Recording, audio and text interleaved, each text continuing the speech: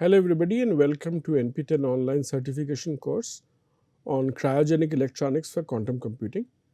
This is lecture number 30 and we will be extending our modeling for incomplete ionization models. So, in our previous lectures we had looked into how subthreshold swing and the currents are influenced by the surface potential, by gate voltage and by drain voltage. There was a linear region of operation and there was also a nonlinear region of operation, which was predicted by the ID versus VG graph, and there we saw the variation.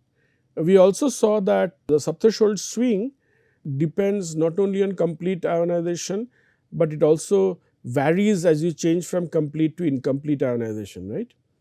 So, these two influences the subthreshold swing to a larger extent. Now, in this lecture we will study about further into Fermi-Dirac ionization probability, its impact on threshold voltage, and we will solve maybe one or two numerical problems associated with the ionization probability and incomplete ionization.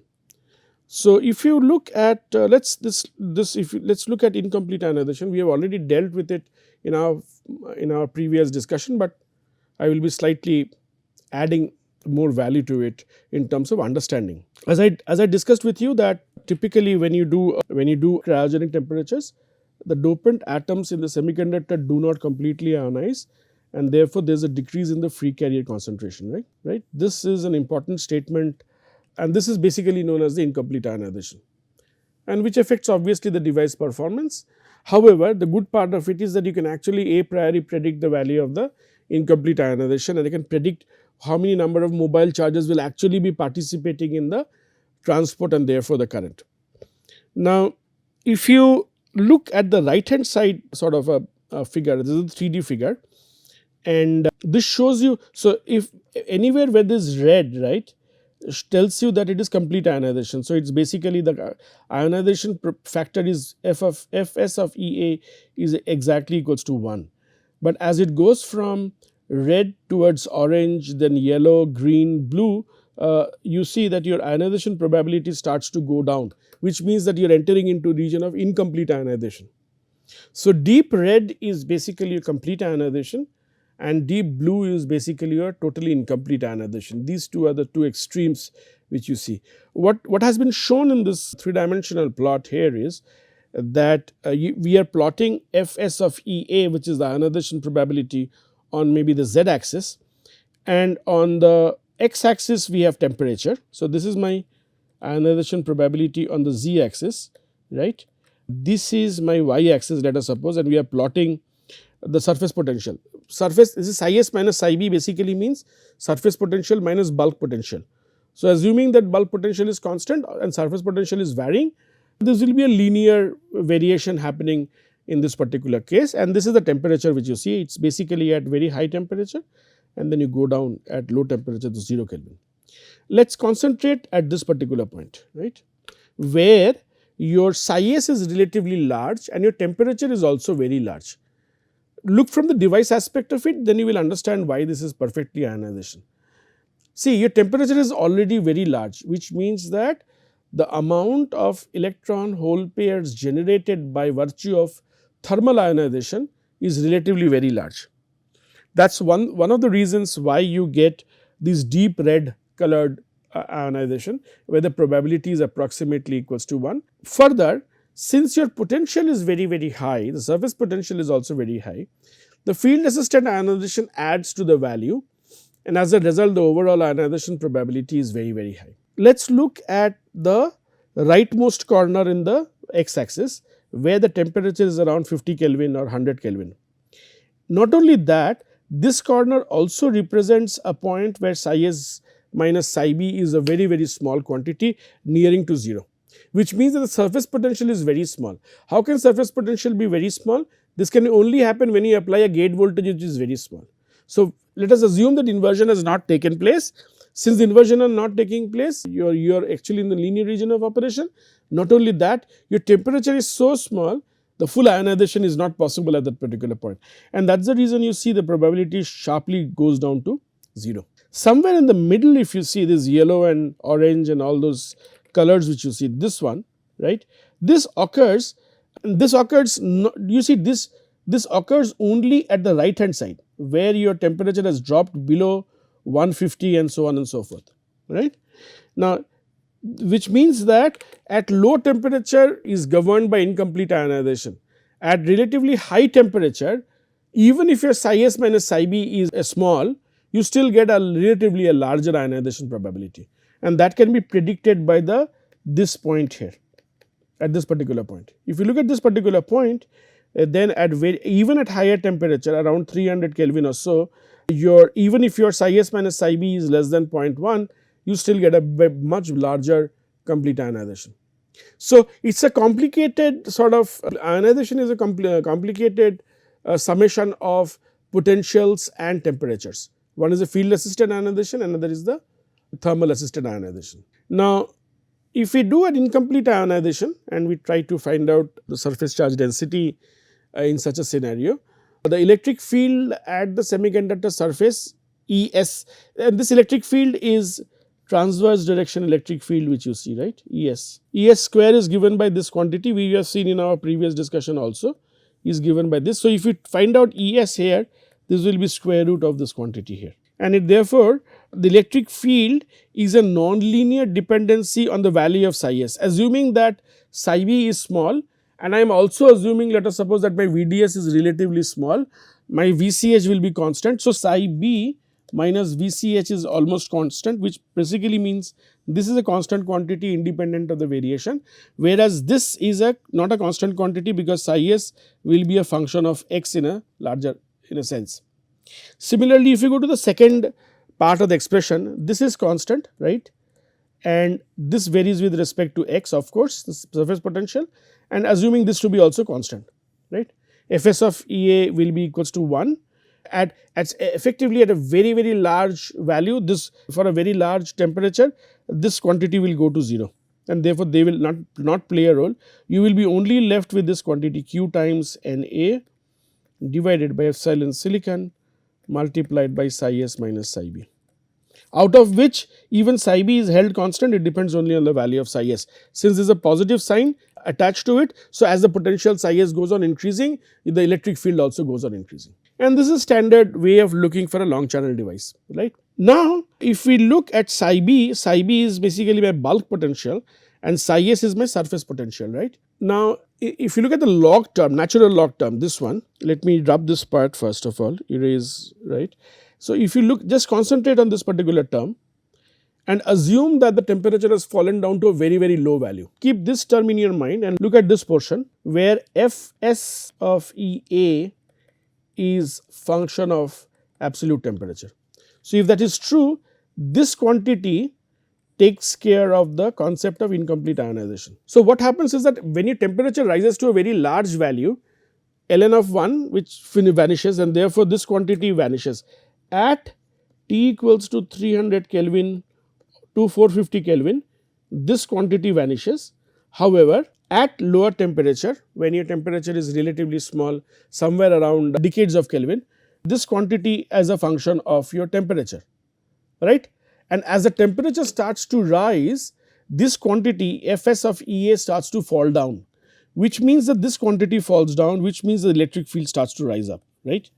So, you have to be very cautious when we see the surface charge density and its dependency on the incomplete ionization. So, this part, the last part within the parenthesis adds value to the incomplete ionization concept here, right. So, this is what I wanted to say, and if you look very carefully with respect to this graph, there is a big drop here of Fs of Ea, primarily implying that there will be a large decrement in the value of the surface electric field in the vertical direction. Okay. Now, let us come to Fermi-Dirac ionization probability. This is known as the Fermi-Dirac ionization probability, and we will concentrate this on the incomplete ionization part. So, the probability of ionization Fs of Ea, which is this term, if you look very carefully, this term, or even this term, Fs of Ea, which is the ionization probability maximum 1, minimum 0, has got a expression given by this quantity, which can be broken down into this quantity, where psi of t is the trap charge minus surface potential minus VCH by ut, and Ga is a a degeneracy factor, generally 1 or 2, it has been taken with a period of time. Now, this is for the surface, the first one. And the second bulk is bulk ionization probability and is given by 1 by 1 plus Ga times E psi A minus psi B, where psi A is the acceptor ion potential and psi B is my bulk potential. The difference between the two exponentially increasing will give you the ionization probability in the bulk. Let us look at the first surface and then we will go by bulk. Let us see one by one and we will see. So, let us suppose your psi S goes on increasing, right.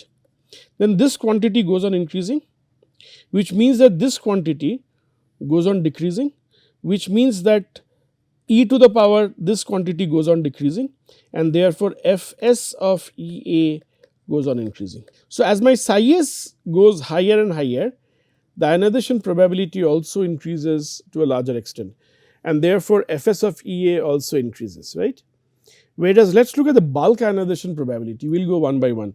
In the bulk ionization probability, my psi B is fixed. Now, if your psi A, the acceptor ion concentration becomes larger and larger, e to the power psi A minus psi B by ut goes on increasing and therefore, the probability goes on decreasing, which means that if my acceptor ion sort of energy level is going high more towards the intrinsic, the probability of ionization decreases, whereas if you use a Fermi-Dirac ionization probability for the surface, as the surface potential goes on increasing, right, there is a increase in the value of Fs of Ea, which means that higher electric field will tend to make it more, the ionization probability go to more of higher value. So, I hope this is clear to you and therefore, higher electric field will imply a larger ionization probability and this is basically the exact nature of the field assisted ionization, right. What are the reasons you will have an incomplete ionization? The reason you can, one is of course, your ut goes to a very low value, the kT by Q value goes to a low value, that is one. The second aspect is that the trap charges, the psi of Tj, that increases drastically when you do a very low temperature. So, the traps are already at very low temperature. So, they easily trap the mobile charge carriers, psi of Tj increases and therefore, the ionization probability sort of decreases drastically with that. So, when you have trapped charges, interface or oxide, the ionization probability reduces. So, two things to look very carefully in such a scenario. The first aspect is incomplete ionization due to thermal and incomplete ionization due to the loss of electric field at a particular point. One is because of surface, another is due to the bulk. So, this is your bulk, the lower one is your bulk. So, if you go back to the previous slide here, let me remove the, so this is your surface, this is your bulk and the ratio of surface to bulk is basically the value which you get to find the value of the electric field, right. And the reason is very simple. So, let us suppose your surface ionization probability is much higher as compared to your bulk for whatever reasons, then this quantity actually exceeds drastically, right, and therefore, this quantity becomes larger, which implies that this quantity falls down and therefore, electric field falls down, which means that if your surface ionization probability is larger as compared to your bulk much larger, then your effective electric field at the semiconductor surface will be relatively small. Whereas, the reverse will be true if the bulk ionization potential is relatively strong. I would suggest or recommend that please try to go ahead and do physical one-to-one reasoning why this explanation is correct, right. So, with this we have understood the Fermi-Dirac ionization probability, we have also understood the bulk ionization probability in this case. If you look at the bulk, we have also assumed that the channel potential is 0 in the bulk, which is obvious, right. We assume the channel potential is 0 because in the bulk, since your bulk or the substrate is actually grounded, I would not expect to see any potential in the substrate to a larger extent. The same graph which I have shown you in the previous lecture is again repeated for understanding purposes. Now, in this figure we have represented both bulk as well as surface ionization probabilities. This is the surface and if you look very carefully, this is your bulk probability. So, 1 minus f of b of Ea is basically the non-ionization probability. So, Fb of Ea is basically my ionization probability in the bulk, 1 minus this is basically the non-ionization probability, and Fs of Ea, which is this quantity, is basically my ionization probability at the surface for both this is primarily because of acceptor ion, p-type semiconductor is there and that is the reason it is there. Now, as I discussed with you, if there is a complete ionization, Fs of Ea and Fs of Fb of Ea will be equals to 1, right. So, if there is a complete ionization, they cancel out with each other, right. If there is an incomplete ionization, maybe that Fs of Ea and Fs of Eb will have two varied quantity and they will not cancel out with each other. Now, as I already discussed with you, Fs of Ea not only depends upon temperature, but it also depends upon the field assisted ionization, and therefore, a higher field will imply a larger Fs of Ea in that sense, right. This EC is my conduction band, as I discussed with you. This is my valence band.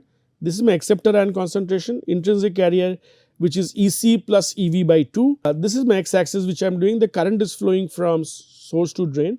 So, this is it. This is my bulk, you see, though it is not exactly a straight line which we have drawn, but for our understanding purposes, we can show that the straight line here and the dotted line here is basically the start of the bulk. Where do we say the start of the bulk? Simple as that, where the depletion region ends, right.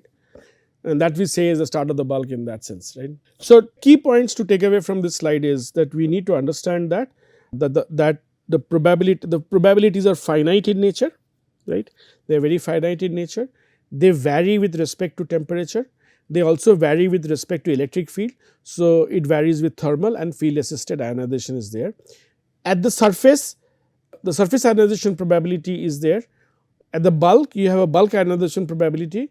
1 minus the bulk ionization probability is basically the non-ionization probability which you see, and Fs of A is the ionization probability. Both depend on the value of the electric field. However, the one which is closest to the surface gets influenced by Es to a larger extent as compared to that with the bulk, right. Typically, and this is just a rule of thumb, that we say the freeze out occurs whenever my Fs of Ea is less than 0.2, which is 20%, and typically below 50 Kelvin is the point when the goes to the flat band. So, your psi s is almost equal to the flat band bulk potential. So, surface and bulk potential are exactly the same, right, and therefore, it almost behave like a uniform semiconductor in a sense. So, above the psi b is my bulk potential, field assisted ionization dominates, right, and therefore, this leads to a rapid increase in the ionization probability. Why? Because above psi b, which is the bulk potential, you have a strong electric field, right, and therefore, field assisted ionization will dominate in that case, and therefore, Fs of Ea will go on increasing beyond that particular point. Okay. If you see, the transition is linked to the bending of Ea under Ef at the surface. So, let us look at this particular graph, and this is my Ea, right, this is my Ea, right. And if you look very carefully at cryo, the Ef value will be somewhere between Ea and Ev, somewhere here. But the point is, this remains straight here, and there is a crossover of Ea with respect to Q psi s, right. Let us come to this particular point. This tells me that, so initially Ea was above Ef, now it comes below Ef, the Fermi potential, right. And because of that, there is a freeze out taking place here. We have already understood complete ionization is reasonable approximation at deep cryogenics, so freeze out will occur. However, the shift in the Fermi level due to the incomplete ionization must also be taken into consideration when you are trying to discuss the threshold voltage, right. Now, the shift at the Fermi level can be quantified using this and neutrality condition, assuming that the total. So, if I assume that 100% ionization has occurred, then all the accepted species must have accepted electrons and contributed one hole to it. So, therefore, there are 100 accepted species, there will be 100 holes associated with it, right. So, from there I can extract the value of the shift in the Fermi potential, right, and from there we can extract what is the total value of Fermi potential variation.